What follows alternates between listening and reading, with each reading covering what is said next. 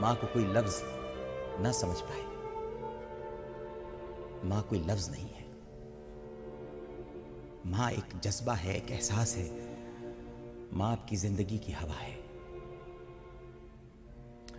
اور اگر ماں کو لفظ ہی سمجھ لیا ہے ہم نے تو یہ بھی یاد رکھیے ناظرین کہ اگر ماں بھی کوئی لفظ پوچھ لیتی ہے ہم سے اس عمر میں آ کر کے، جب نسیان کا مرض ہو جاتا ہے، انسان کو بھولنے کی بیماری ہو جاتی ہے، کچھ یاد نہیں رہتا، اور اب اگر ماں کوئی لفظ سمجھ نہ پائے اور دوبارہ پوچھ لے تو اسے جھاڑ دیا جاتا ہے کہ کیا یہ آپ نے ایک ہی لفظ کی بار بار رٹ لگا رکھی ہے۔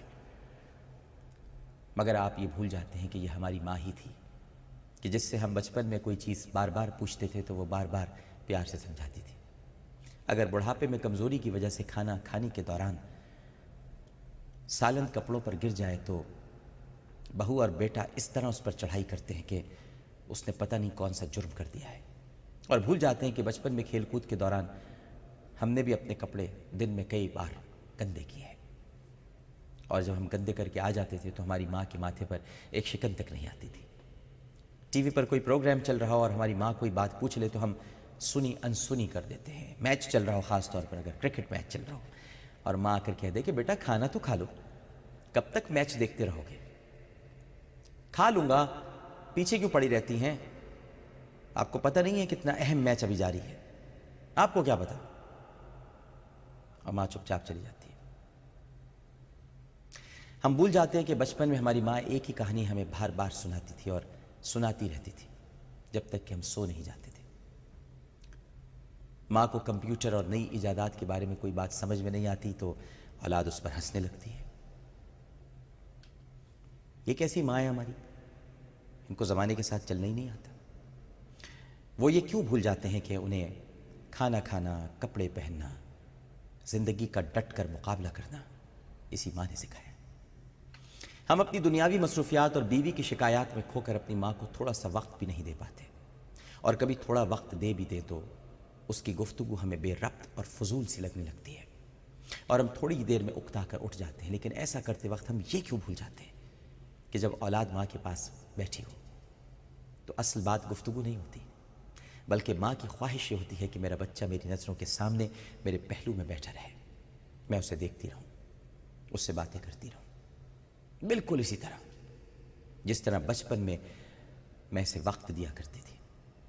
اصل مقصد بات چیت نہیں ہوتا، بلکہ قربت کا وہ احساس ہوتا ہے جو ہر ماں کے دل میں جینے کی امنگ پیدا کر دیتا ہے۔ زندگی بھر اپنا خون پلا پلا کر اولاد کو پروان چڑھانے والی ماں اپنے آخری وقت میں اولاد کو اتنا حکم بھی نہیں دے سکتی کہ چند گھنٹے یا چند منٹس ہی میرے ساتھ گزار لے۔ سچ فرمایا تھا پیارے آقا صلی اللہ علیہ وآلہ وسلم نے کہ جب قیامت قریب آئے گی تو لونڈی اپنے آقا کو جنم دے گی، اولاد ماؤں کی آقا بن جائے گی۔ بیوی کو خوش کرنے کے لیے ماں کو ذلیل کرنا بھی اب معاشرے کا، ناظرین کرام درد کے ساتھ کہہ رہا ہوں، کہ دستور بنتا جا رہا ہے۔ رسول اکرم صلی اللہ علیہ وآلہ وسلم کی حدیث یہ بھی ہے کہ جب قیامت قریب آئے گی تو انسان اپنی ماں کا نافرمان اور بیوی کا غلام بن جائے گا۔ یہ حدیث ہے، یہ فرمایا ہے آپ نے، اور آج یہی سب کچھ ہو رہا ہے۔ گھر میں بچے آپس میں لڑ پڑیں تو ماں قصوروار ٹھہرائی جاتی ہے، بیوی کی فضول خرچی کی وجہ سے گھر کا بجٹ آؤٹ ہو جائے تو بھی نزلہ ماں پر ہی گرتا ہے اور بیوی صاف بچ نکلتی ہے۔ میں یہاں یہ نہیں کہہ رہا کہ بیویوں کے ساتھ بڑا ظلم ہو رہا ہے، بلکہ چونکہ اس وقت علامت قیامت ماں کے بارے میں ہے، نبی کریم صلی اللہ علیہ وآلہ وسلم کا جو ارشاد ہے تو اسی کی وضاحت کر رہا ہوں۔ دن بھر کا تھکا ہارا مرد جب کام سے گھر لوٹتا ہے تو پہلے سے ہی تیار بیوی ماں کے خلاف اس کے کان بھرنا شروع کر دیتی ہے، اور بیٹا ماں کی بات سننے کے بجائے بیوی کا یک طرفہ بیان سن کر فیصلہ سنا دیتا ہے۔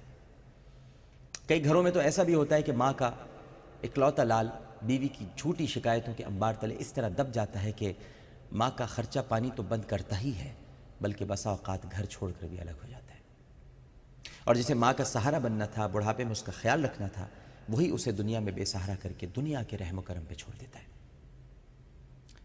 ماں اور بیوی کے معاملے میں توازن برقرار رکھنا مرد کی ذمہ داری ہوتی ہے، مگر وہی گھریلو جھگڑوں میں عام طور پر ماں کی بجائے صرف بیوی کی طرفداری کر کے معاملے کو اور پیچیدہ بنا دیتا ہے۔ وہ بھول جاتا ہے کہ وہ صرف کسی کا شوہر ہی نہیں بلکہ کسی کا بیٹا بھی ہے۔ ماں جب یہ دیکھتی ہے کہ جس بچوں کو اس نے برسوں تک اپنے سینے سے لگائے رکھا تھا، اسے پالا پوسا اور پڑھایا لکھایا تھا، وہ ایک ایسی عورت کے لیے اسے دھتکار رہا ہے جسے گھر میں آیا بھی جمعہ 8 دن بھی نہیں ہوئے، تو اس کا کلیجہ کٹنے لگتا ہے۔ پھر تو یہ ہوتا ہے کہ صرف بیٹا ہی نہیں بلکہ بہو بھی مالکہ بن کر اس سے وہی سلوک کرتی ہے جو نوکروں کے ساتھ کیا جاتا ہے۔ سچ یہ ہے کہ اولاد آقا بن گئی ہے اور ماں اس کی کنیز۔ زندگی بھر انگلی پکڑ کر دنیا کے نشیب و فراز سے آگاہ کرنے والی ماں بڑھاپے کی کمزوری کی وجہ سے لڑکھڑا جائے تو اولاد اس طرح ناک منہ بنا کر اسے تھامتی ہے جیسے اس نے یہ حرکت، ماں نے یہ حرکت ان کی توجہ اپنی جانب مبذول کرنے کے لیے جان بوجھ کر کی ہے۔ مگر ہم یہ کیوں بھول جاتے ہیں ناظرین کہ اس نے تو اس وقت ہمارا ہاتھ تھاما تھا کہ جب ہم نے اپنی زندگی کا پہلا قدم چلنا سیکھا تھا۔ ہم اگر ماں کو کچھ نہیں دے سکتے تو کم از کم اپنی ایک مسکراہٹ، اپنی مصروف زندگی میں سے چند لمحے تو اسے دے سکتے ہیں۔ کیا اپنی جنت کو سنوارنے کے لیے ہمارے پاس اتنا وقت بھی نہیں کہ جس ماں کے قدموں تلے رب کریم نے جنت رکھی ہے اس کی خدمت کر کے اپنی جنت پکی کر لیں؟ ہم ان ہاتھوں کو جھڑک رہے ہیں جو دعا کے گلدستے لیے ہر وقت ہماری کامیابی کے منتظر رہتے ہیں۔ ہم ان پیروں کے نیچے سے زمین کھینچ رہے ہیں جس کی بدولت ہمیں زمین پر آئے ہیں۔ ہم ان آنکھوں کو آنسوؤں سے بھگو رہے ہیں جنہوں نے ہمیشہ ہماری کامیابی کے سپنے دیکھے۔ ہم زور زور سے شور مچا کر اسی ماں کے دل کو جلا رہے ہیں جو اتنا بڑا سمندر ہے جو ہماری بڑی بڑی غلطیوں کو اپنے اندر جذب کر لیتا ہے۔ ارے ماں کا ظرف تو اتنا ہے کہ کائنات کا سب سے بڑا انعام یعنی جنت اسی ماں کے قدموں کے نیچے ہے۔ ہم کس ماں پر حکم چلا رہے ہیں؟ ہم نے کس ماں کو نوکرانی سمجھ لیا ہے؟ وہ ماں جو ہماری فکر میں اتنا گھل جاتی ہے کہ جوانی میں اس پر بڑھاپا طاری ہو جاتا ہے۔ ہم کس ماں کے آقا بنے ہوئے ہیں؟ وہ ماں کہ اگر ہمیں ذرا سی بھی چوٹ لگے تو اس کے درد سے وہ خود چلانے لگتی ہے۔ وہ ماں جو اپنی ہڈیوں کا رس پلا پلا کر ہمیں جوان کرتی ہے، اور وہ جو خود رات کو بھوکا سو جاتی ہے لیکن ہمیں بھوکا نہیں سونے دیتی۔ ہم اس ماں کے ساتھ نوکرانیوں جیسا برتاؤ کر رہے ہیں جو سرد اور برفیلی راتوں میں بھی خود تو گیلے پر سو جاتی ہے مگر اولاد کو معمولی سی ہوا بھی لگے تو اس سے برداشت نہیں ہوتا۔ ہم اس ماں کا کلیجہ چھلنی کر رہے ہیں جو اس وقت بھی ہمیں دعائیں پڑھ کر گھر سے باہر بھیجتی ہے اور ہم پر پھونکتی رہتی ہے جب ہم کسی کام سے گھر سے باہر نکلتے ہیں۔ وہ ماں جس کی نظریں اس وقت تک ہم پر سے نہیں ہٹتی جب تک کہ ہم اس کی نظروں سے اوجھل نہ ہو جائیں، اور واپسی میں اگر ذرا سی بھی دیر ہو جائے تو ماں ایسے تڑپتی ہے جیسے بن پانی کے مچھلی۔ اور ایک دن آتا ہے کہ وہ ہمیں دنیا کی بھیڑ میں تنہا چھوڑ کر رخصت ہو جاتی ہے۔ پھر ہمیں یہ احساس ہوتا ہے کہ ہم کس قدر قیمتی شے کو گنوا بیٹھتے ہیں۔